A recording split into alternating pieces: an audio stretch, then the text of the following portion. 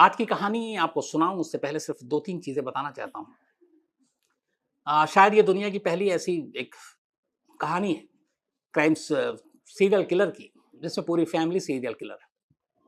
इनको पकड़ने के लिए बाकायदा इनाम का ऐलान किया गया, पर क्या वो इनाम किसी को मिला? क्या ये सीरियल किलर फैमिली पकड़ी गई? ये क्यों कत्ल करते थे? कितने लोगों को मारा? कैसे मारा? क्या तरीका था? और क्यों एक फैमिली ऐसे संगीन जुर्म में एक साथ शामिल हुई? क्योंकि आमतौर पर ये होता है कि बहुत सारे ऐसे फैमिली हैं जिसमें कोई एक क्रिमिनल निकलता है, एक बदमाश निकलता है, बाकी शरीफ होते हैं। लेकिन यहाँ पूरी की पूरी फैमिली अगर सीरियल किलर हो, तो ये बात थोड़ी-सी चौंकाती है। तो पूरी कहानी में आपको ये आज सारी चीज़ें मैं बताऊँगा। कहानी 1870 की 1870 मतलब करीब 30 साल उधर, करीब 150 साल होने को है। 150 साल पुरानी कहानी है, कहानी अमेरिका की है। अमेरिका में एक जगह है कैंसस। उस वक़्त वो इंडियन टेरिटरी कहती थी, आजकल जो उसको कहते हैं जो वहाँ के लोग ओक्लाहोमा। तो कैंसस ओक्लाहोमा की कहानी, और ये कहानी इसलिए सुर्खियों में आई कि अभी कुछ साल पहले इसी कैंसस की उसी जगह की जमीन की नीलामी हो रही थी। शायद अब वहां होटल बन गया है। और जब इस जमीन की नीलामी की बात आई तो फिर वो 150 साल पुरानी कहानियां लोगों को अचानक फिर से याद आ गई। कहानी एक सीरियल किलर फैमिली की। 1870-1850 के दरमियान में दुनिया में बहुत कुछ उथल पुथल था। बहुत सारे लोग एक जगह से दूसरे जगह जा रहे थे, अलग अलग वजहों से। तो यूरोप के बहुत सारे लोग अमेरिका पहुंच रहे थे, और ये ज्यादातर बिजनेसमैन थे, व्यापारी थे, ट्रैवल कर रहे थे। तो बहुत सारे लोग अमेरिका पहुंचे। उन्हीं में से कहते हैं कि जर्मनी की एक फैमिली 1870 में कैंसस पहुंची। अब वहां जो लोग पहले से रह रहे थे, तो उन लोगों ने हालांकि ना उनका स्वागत किया, ना ये भी है कि उनसे मुंह फेरा। उन्हें लगा एक नया पड़ोसी है, ठीक है, रहने दो। तो ये लोग बिजनेसमैन फैमिली थी, वहां पहुंची। और कहते हैं कि उस वक्त, उस जमाने में उन्होंने करीब 160 एकड़ 160 एकड़ की एक बहुत खूबसूरत सी जगह थी, जिसमें उन्होंने खेती के लिए जमीन यूज किया, फल को लगाया, उसमें सेब के फल लगाए, पेड़ लगाए, और एक 2 रूम का छोटा सा वो बनाया घर। इस फैमिली में कुल 4 लोग थे। इनमें सबसे जो बड़े फैमिली के मुखिया थे, वो थे John blenders John benders. John benders की उम्र उस वक्त करीब 60 साल थी। जॉन बेंडर के अलावा उनकी पत्नी केट बेंडर्स, उनकी उम्र 55 साल थी, और उनके 2 बच्चे थे। एक जॉनी, जिसकी उम्र 27 साल, और एक बेटी केट बेंडर्स, जिसकी उम्र 24 साल। तो ये 4 लोग आकर कैंसस में बस जाते हैं। जिस जगह पे इन्होंने ये अपना एक घर बनाया हट टाइप का, उसके रास्ते से होकर उस जमाने में ज्यादातर लोग जो ट्रैवल करते थे, घोड़ों का इस्तेमाल करते थे, और बाकी इस तरीके की चीजें, मोटर गाड़ियां और ये सब शायद नहीं थी। तो ये लोग वहां बस जाते हैं और रहना शुरू कर देते हैं। 1870 में आते हैं। 70 के बाद 71, 72, 3 साल ये वहां पे रहते हैं। इन 3 साल में एक अजीब चीज होती है। इस कैंसस के इलाके में, जहां पे 160 एकड़ के इलाके में ये लोग, ये 4 फैमिली रह रही थी, उस तरफ बहुत सारे लोग गायब होने शुरू हो जाते हैं। अच्छा, इस फैमिली में जो जॉन बेंडर्स थे, उनको अंग्रेजी बोलना ही नहीं आता था, जर्मनी से आए थे। उनकी वाइफ टूटी फूटी अंग्रेजी बोलती थी, लेकिन बेटी जो थी केट, वो फर्राटेदार अंग्रेजी बोलती थी। और इन चारों के बारे में ये था कि जो बेटी थी और वाइफ थी, ये दोनों बहुत ही रिलीजियस थे, और इनके बारे में ये भी था कि ये आत्माओं से, मुर्दों से बात करते हैं, स्पिरिचुअल हैं। और इनका ये था कि मुर्दों से बात करने के अलावा ये आत्माओं से बात करके बहुत सारी चीज़ों, बहुत सारी पहेलियों को भी सुलझा देते हैं। तो ये बात सारी पड़ोसियों तक भी फैली थी, और शाम होते ही ये लोग अपने काम पे लग जाते थे इसी तरीके की स्पिरिचुअल चीज़ों में। तो इस बीच में कई लोग गायब होने शुरू हो गए। लोगों ने कई बार ढूंढा, उस इलाके में आए, पूछा, बेंडर्स फैमिली से भी पूछा। उन्होंने कहा इस तरफ से कारवां लोगों का गुजरता है, वो आए चले गए, हमें नहीं मालूम। बाकी ने भी किसी ने नहीं बताया। जहां पे बेंडर्स फैमिली का घर था ये, इसके बाद से फिर बाकी घर कम थे। फिर वो बिल्कुल सन्नाटा था, नदी थी, सड़क थे, तो आगे गुजर जाते। तो कुल मिलाकर आखिरी जो विटनेस होता वो बेंडर्स फैमिली एक तरह से होता, किसी भी कारवां के गुजरने के, मुसाफिर के गुजरने के। अच्छा, इन्होंने क्या किया था कि जो 2 इन्होंने घर बनाए वो बड़ा अजीब सा था। उसको अगर एक बार आदमी जाए तो देखने में लगेगा कि एक रूम है, लेकिन उन्होंने एक फॉल्स बल्कि दीवार टाइप की बना रखी थी और उसके पीछे एक दूसरा कमरा था। फिर उन्होंने क्या किया कि और रोजी रोटी रोजगार का कोई साधन था नहीं, सब्जियां वब्जियां लगाते थे, फल उगाते थे, तो कई ऐसे मुसाफिर गुजरते तो इन्होंने उसी जगह पे एक दो टेबल डालकर तो उनके लिए खाना नाश्ता ड्रिंक वो कर लिए, मतलब एक छोटा मोटा रेस्टोरेंट टाइप कि लोग आए यहाँ पे, अगर उनको भूख लगी कुछ खाएं तो उससे उनकी जिंदगी चलेगी। तो आते थे मुसाफिर, खाते थे, चले जाते थे। लेकिन इस दौरान में अचानक लोग गायब होने लगे। अब दूर दूर से लोग पूछने आने लगे, लेकिन कोई पता नहीं चलता। इसी दौरान में बात अप्रैल 1873 की है। अप्रैल 1873 एक कर्नल अलेक्जेंडर एम यॉर्क नाम के शख्स, ये यूएस मिलिट्री में कर्नल थे, और उनके एक और भाई थे। ये फैमिली बहुत ही पहुंच वाली थी, जो कैंसस में सेनेटर थे।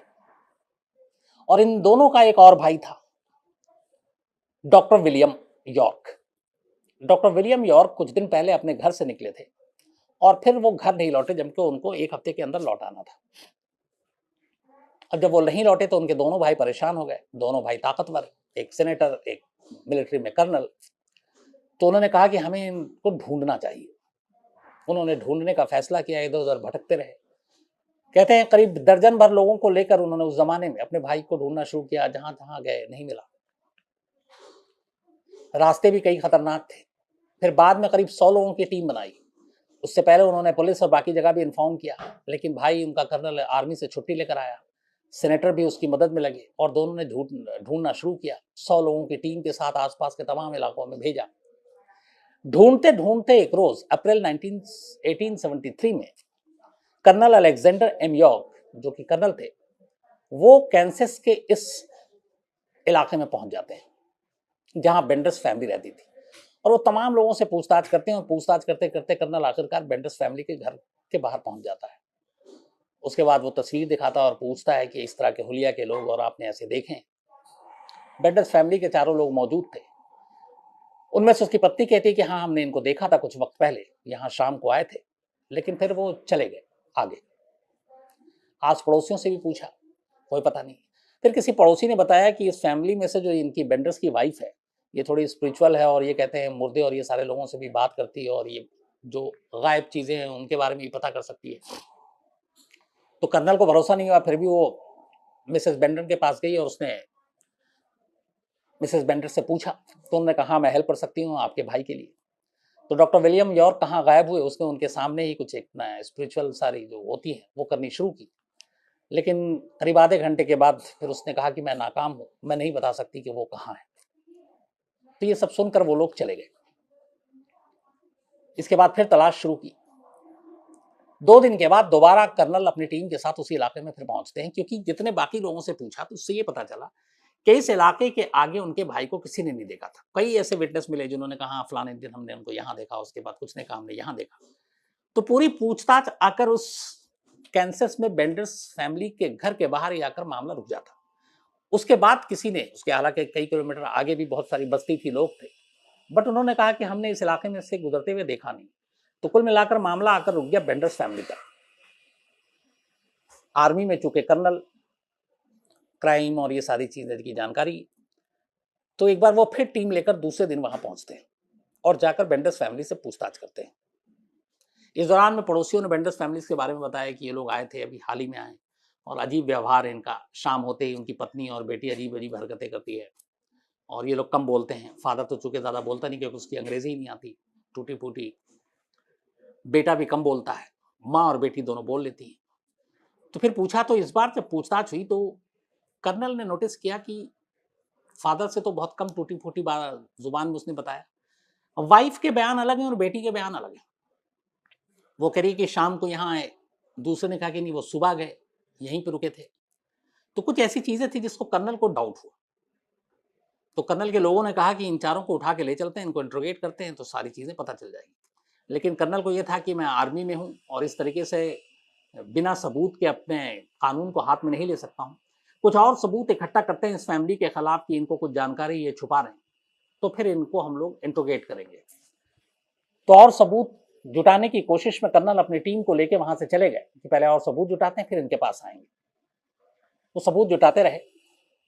एक हफ्ते के बाद कर्नल उस इलाके में अपनी टीम को लेकर फिर से पहुंच गए। लेकिन जैसे ही वो उस बस्ती में, वो उस इलाके में दाखिल होते हैं, क्योंकि कई बार पड़ोसियों से भी पूछताछ कर चुके थे अपने भाई के बारे में, तो एक पड़ोसी बताता है कि अच्छा हुआ आप आ गए, मैं आपको ही कांटेक्ट करने की कोशिश कर रहा था। उसने पूछा क्या हुआ? उसने कहा आजकल बेंडर फैमिली के घर से कोई हलचल दिखाई नहीं देती, और पिछले 2-3 दिन हो गए, ना कोई घर के बाहर आता है, ना कोई घर के अंदर जा रहा है, सन्नाटा है। कुछ जानवर उनके पालतू थे वो वहीं हैं, लेकिन उनमें से कोई भी मेंबर दिखाई नहीं दे रहा है। ये सुनकर कर्नल को थोड़ा मतलब लगा कि ये क्या मामला, अचानक कहीं गायब तो नहीं हो गया, भाग तो नहीं गया। इसके बाद कर्नल और उनकी पूरी टीम उस घर में दाखिल होने का फैसला करती है, कुछ पड़ोसियों को लेती हैं, और उसके बाद अब बेंडर्स फैमिली के घर में पहली बार कर्नल की टीम एंट्री करती है। अंदर दाखिल होती है, दरवाज़ा खोलती है तो कमरे में घुसती अजीब सी बदबू आती है। बड़े ध्यान से वो देखते हैं तो फर्श पे और दीवार पे कई जगह पे मिट्टी, और मिट्टी भी कुछ कुछ गीला। फिर उन्होंने ध्यान से देखा तो असल में वो खून के धब्बे थे। अब उस कमरे में टेबल और बाकी चीज़ें और कुछ दिखाई नहीं दिया। इसी दौरान में उन खून के धब्बे की तलाश करते करते एक जगह पे उनको अचानक लगा कि यहाँ पे ये फॉल्स दीवार है, ये दीवार जानबूझ के बनाई गई है। फिर उसको टटोला गया तो असल में एक दरवाज़ा था जो दूर से लगता था कि दीवार है और उसके पीछे कुछ है ही नहीं। और उस दरवाजे को जब खोला गया तो पता चला इसके पीछे एक और कमरा है। वो उस कमरे में दाखिल हुए, उस कमरे में भी अजीब सी स्मेल, बदबू, और वहाँ खून के छींटे, लेकिन और कुछ मिला नहीं। अब खून के छींटे कैसे, क्यों इस घर में, और बेंडर्स फैमिली कहाँ गायब हो गया, ये सारी चीज़ें अभी समझ में नहीं आ रही थी। फिर कर्नल की टीम ने लोकल पुलिस को इन्फॉर्म किया, पुलिस की टीम पहुंची। अब उस दूसरे कमरे के पीछे पूरा गार्डन था जिसमें सब्जियां और फल ये सारे उगाए गए थे। 160 एकड़ का पूरा इलाका था बेंडर्स फैमिली के पास। पीछे जाते हैं तो सेब के सारे पेड़ थे। दरवाजे के ठीक बाहर निकलते ही पहली जगह पे जो सेब का पेड़ उन्होंने देखा, उन्हें लगा कि यहाँ पे मिट्टी कुछ उखड़ी हुई है और यह ऐसे कहीं पे गड्ढा खोदा गया, ताज़ा दिख रहा है। उन्होंने उस जगह की खुदाई की। जब खुदाई की तो उसके अंदर से एक लाश मिली। सर पे गहरा चोट, लेकिन सर धड़ से अलग, गड्ढे के अंदर दफना दिया गया था। कपड़ों से और बाकी चीज़ों से पता चला कि डॉक्टर विलियम यॉर की लाश है। अब कर्नल और उनके भाई सदमे में, उनके भाई की लाश पड़ी थी और बहुत ही बेरहम तरीके से मारा गया था। इसके बाद अब उन्हें डाउट हुआ, फिर उन्होंने देखा तमाम सेब के पेड़ जो थे वो उसी तरीके से, कुछ ताज़े कुछ अजीब। तो उन्होंने सबकी खुदाई करने का फैसला किया। अब तमाम लोग भी, भीड़ भी आ गई। उसके बाद जैसे जैसे सेब के पेड़ की खुदाई करनी शुरू की गई, टोटल 10 लाशें और मिली। 11 लाश पेड़ के नीचे, सेब के पेड़ के नीचे दफन थी। उनमें से एक लाश ही सिर्फ ऐसी थी जिसका गला जो है सर धड़ से अलग नहीं था। बाकी 10 लाशें, उनका सर और धड़ अलग था और उसको दफना दिया गया था। वो इकलौती लाश जो जिसका सर अलग नहीं किया गया था, वो एक बच्ची की लाश थी, करीब 7 साल की। और उसको देखकर फिर बाद में पता चला कि उस बच्ची की लाश के साथ एक और लाश भी दफन थी उसी में। शायद उसे जिंदा दफनाया गया था। अब ये सारी लाशें निकली, हंगामा मच गया। अब इस दौरान में बेंडर्स फैमिली की खोज शुरू हुई। बेंडर्स फैमिली का कोई सुराग नहीं। अब कैंसस पुलिस और बाकी लोगों ने सब वहाँ पे जो पता चला, फिर अलग अलग बड़े शहरों से, न्यूयॉर्क तक से मीडिया की टीम पहुंची उस वक्त, और उन्होंने इन खबरों को उठाया। और जिस तरीके से, तो ये सारी चीज़ें अब मीडिया में आने लगी, लेकिन बेंडर्स फैमिली का कोई सुराग नहीं मिल रहा था। शुरू में 20,000 डॉलर का इनाम रखा गया उन चारों के ऊपर। फिर इस इनाम को बढ़ाकर 40,000 किया गया, फिर इसको बढ़ाकर 60,000 किया गया, लेकिन कोई सुराग नहीं मिला। इस दौरान में तमाम टीमें लगी, तमाम डिटेक्टिव लगे, खुद कर्नल और उनके भाई भी अपनी तरफ से कोशिश में लगे रहे कि इनको ढूंढा जाए। कई जगहों पे सबूत भी मिला कि हाँ ये 4 फैमिली यहाँ से गुजरी, लेकिन उसके बाद आगे जाकर कोई नामो निशान नहीं मिला। उसके बाद ये पता करने की कोशिश की गई कि आखिर ये लोग थे कौन। तो फिर कहानी सामने ये आई कि जॉन बेंडर्स जर्मनी का रहने वाला था। इसकी शादी जर्मनी में हुई थी। शादी के बाद बाकी जैसे बिजनेसमैन थे वो अलग अलग देशों का रुख कर रहे थे अच्छी जिंदगी जीने के लिए। तो ये भी वहां से निकला और फिर ये अमेरिका पहुंच गया और कैंसस में आकर रुका। यहाँ इसने 160 एकड़ की जमीन खरीदी, एक छोटा सा वो बनाया, लेकिन आमदनी का कोई और जरिया नहीं था। इसकी जो वाइफ थी केट बेंडर्स, इसके बारे में है कि शादी से पहले उसकी कई शादियां हुई थी। और उसके तमाम पति की मौत हो गई। और कमाल की बात यह थी कि उसके जितने पति की मौत हुई उन सबके सर पे चोट के निशान थे। तो बाद में यह भी हुआ कि हर पति को उसने खुद मारा था अपने हाथों से। वो थोड़ी सी जो आत्मा, प्रेतात्मा और इन सारी चीजों इस पे बिलीव करती थी, और शाम 6 बजे डेली वो एक तरह से अपने उसमें चली जाती थी, जो उसका काम होता था प्रेयर करना और बाकी चीजें, और फिर उसका दावा था कि वो मुर्दों से बात करती है। तो उसके बारे में था कि उसकी दिमागी हालत ठीक नहीं है, और वही सारी चीजें फिर उसकी बेटी में आई।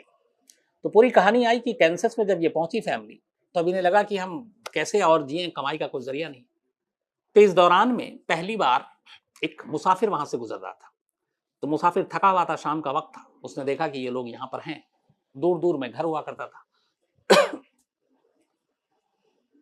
तो मिसेस बेंडर्स ने देखा, उसने पूछा, उसने कहा आइए आप। तो उन्होंने कुछ उसको सर्व किया, स्नैक्स, ड्रिंक्स दिया, उसने पैसे दिए। वो कुर्सी पे बैठा हुआ था और उसके पास अच्छे खासे सामान भी थे।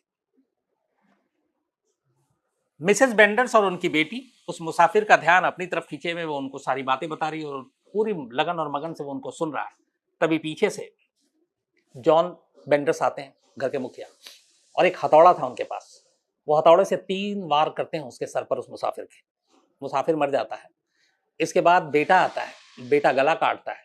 फिर बीवी, बेटी और पति और ये सारे मिलकर उसकी लाश को घर के पीछे ले जाकर जमीन में गड्ढा खोद के दफना देते हैं, और उसके जितने सामान वामान थे वो सब लूट लेते हैं। इस पहले कत्ल के बाद उन्हें लगा कि इससे काफी पैसे कमाए जा सकते हैं, और आसपास में सन्नाटा था, ये इनके लिए आइडियल माहौल था। ये पहला कत्ल था। इसके बाद इसी तरीके से जितने मुसाफिर आए उसमें सभी का काम बटा हुआ था। माँ मुसाफिर को रिझाती, अंदर बुलाती और उससे वो सारे कि कैसे मुर्दों से भी बात की जा सकती है, और बहुत ही अच्छे से उसको सब कुछ बताती। बेटी बेटी इंग्लिश फराटेदार बोलती थी और वो अपने उसमें एक तरह से एकदम काबू में कर लेती। उस जो फॉल्स दीवार थी, उसे लगता है कि इस कमरे में कोई और नहीं है, और वो अचानक दरवाजा खुलता और पीछे से बाप आता और वो हैमर से, हथौड़े से मारता। उसके बाद बेटा गला काटता।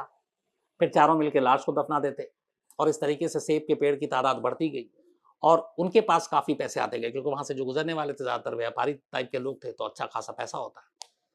तो ये सिलसिला इनका चलता रहा। कहते हैं कि 21 कत्ल इन्होंने किया था। हालांकि उस बाग के पीछे से जो मिली वो 11 लाशें मिली थी, लेकिन ये 21 इसलिए कि उससे थोड़े आगे जाकर इस घर के और इनके पीछे ही एकड़ के बीच एक नदी है। तो एक बार एक मुसाफिर ने, जब ये विलियम यॉर्क को ढूंढा जा रहा था और जब बेंडर्स फैमिली भाग गई, तो फिर उस नदी में भी कुछ लाशें मिली थी। तो ये और उस तरीके से ही सर कटे हुए और बाकी चीजें, तो उससे जोड़ा गया कि ये भी बेंडर्स फैमिली का काम है। तो इस तरीके से ये खुलासा हुआ। अब आखिर बेंडर्स फैमिली गई कहां? तो जब विलियम यॉर्क को ढूंढने कर्नल उनके भाई पहुंचे, तब उनको लगा कि शायद अब हम पकड़ में आ जाएंगे, और उन्हें यह डर था कि अगर एक बार यहां तलाशी ली गई तो घर के अंदर की कुछ चीजें सामने आ जाएंगी, और अगर गार्डन की तलाशी ली गई तो पेड़ के नीचे जो दबी हुई लाशें हैं वो बाहर आ जाएंगी, तो फिर मुश्किल हो जाएगा। इस 21 कत्ल की बातें उस वक्त जब फैली और फिर मीडिया में भी आई, तो लोग इतने गुस्से में थे कि बेंडर्स फैमिली के पड़ोस में कई लोग रहते थे। एक ऐसा पड़ोसी था जिस बेचारे ने सिर्फ ये कह दिया कि मैं इनको अच्छे से जानता था और मेरी इनसे बातचीत भी होती थी। तो लोगों को लगा कि ये उसका साथी है। उसे भीड़ ने फांसी पर लटका दिया। बड़ी मुश्किल से बाकी पड़ोसियों को बचाया गया। अब बेंडर्स फैमिली का रहस्य बरकरार रहा कि वो है कहां, तो उसको लेके पुख्ता जानकारी आज तक किसी के पास नहीं है। हालांकि अब तो 150 साल है, वो अगर अपनी नेचुरल मौत भी मरे होंगे तब इस दुनिया में नहीं होंगे। लेकिन कहानी 2-3, एक कि वो लोग वहां से वापस शायद जर्मनी पहुंच गए और जर्मनी में ही रहने लगे। दूसरा, जर्मनी के अलावा एक मैक्सिको, कि वो उनके बारे में कुछ सबूत मिला कि मैक्सिको में भी जाकर छुप गए। तीसरा ये था कि शायद भीड़ ने ही अपने हाथों से उनके किए कि उन्हें सजा दे दी और उनकी लाश तक नहीं मिली, और इसको लेकर बहुत सारे लोग बातें करते हैं कि ऐसा हो सकता है। लेकिन बेंडर्स फैमिली अमेरिका की हिस्ट्री की पहली ऐसी फैमिली थी जो सीरियल किलर थी।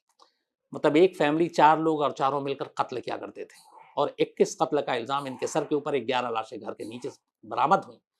लेकिन ये चारों सीरियल किलर कभी रिकॉर्ड पर कानून के शिकंजे में नहीं आए। तो वो हमेशा लापता रहे, बल्कि उनकी मौत 150 साल के बाद भी ये पुख्ता तौर पर कोई दावा नहीं कर सकता कि वो कहाँ गए, क्या हुआ उनके साथ, जिंदा उस वक्त रहे थे या मार दिए गए, किसी और देश में बस गए, किसी और हुलिया और नाम के साथ बस गए। ये सारी चीज़ें कहीं नहीं मालूम। लेकिन ये अमेरिका की आज भी एक मिस्ट्री है, क्योंकि अमेरिका की हिस्ट्री की ये पहली सीरियल किलिंग फैमिली है और इसको ब्लडी बेंडर्स के नाम से भी जाना जाता है। तो ये थी कहानी एक सीरियल किलर फैमिली की,